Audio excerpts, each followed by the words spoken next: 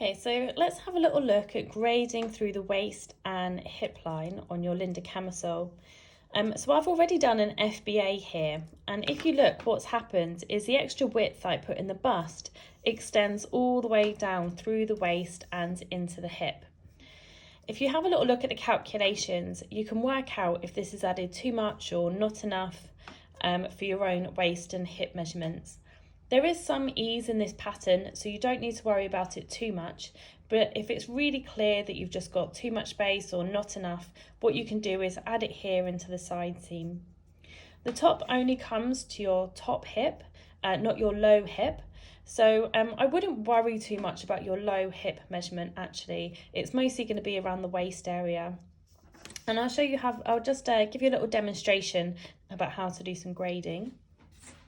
This notch here, halfway down, is where your natural waist is.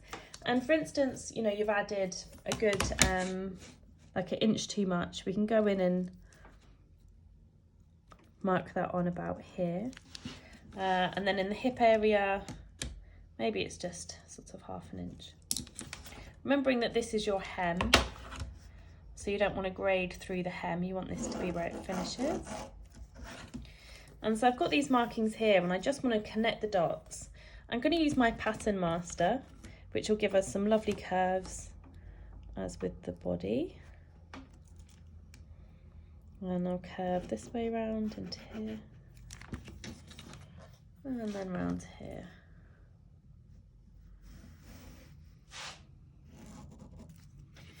And if you start to get something like this where you get a point, what you can do is use a curve going the other way. I'll make this a bit straighter.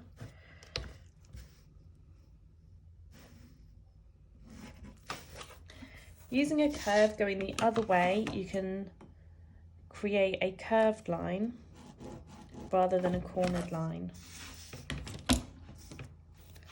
And we'll square down into the hem.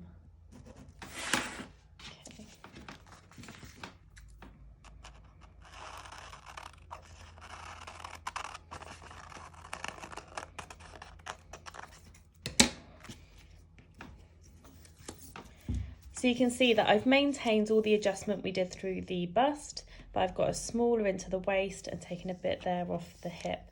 This is definitely more of an art than a science, and you can do what works for you and your body. You may also just want to make up your toile and have a look at doing this later to see what works. You don't have to do it before your first toile.